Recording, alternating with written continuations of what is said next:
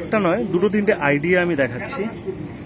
যখন আপনি বড় গাছ করছেন এবং গাছের এই যে টবটা বা আপনার যে বড় টবটা আছে সেটাতে বিভিন্ন ধরনের খাবার দিচ্ছেন দেখা যাচ্ছে, সেটা যেমন একটা আছে উপর থেকে দেখা যাচ্ছে, ঠিক তার চারিদিক থেকেও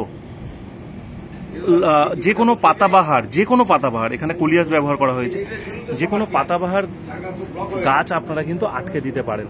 দিলে পাতাবাহার গাছগুলো ছায়াতে থাকবে, আপনার যে গাছটা আছে তার চারিদিক থেকে রৌদ্র লাগবে না, টব ছায়া থাকবে এবং গাছ কিন্তু ভীষণভাবে ভালো হবে।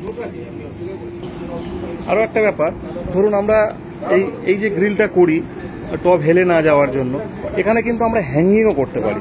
সব ইউনিক আইডিয়া। কিন্তু এখানে দেখুন বোতলগুলো ব্যবহার করা হয়েছে, অনায়াসে বোতলগুলো কেটে কিন্তু ব্যবহার করা হয়েছে।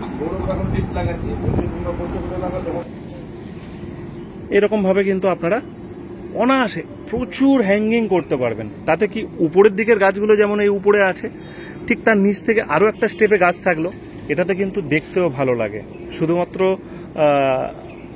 এই ঝোলানোর জন্য নয়, পুরো ছাদটা কম্প্যাক্ট একটা ছাদ তৈরি হলো। তার পাশাপাশি এই গাছগুলো কিন্তু খুব সুন্দর এবং নিরিবিলিভাবে থাকতে পারে গাছগুলো। যাই হোক, কী বোঝাতে চাইলাম বুঝতে পেরেছেন? এইটুকুই ভিডিও জাস্ট।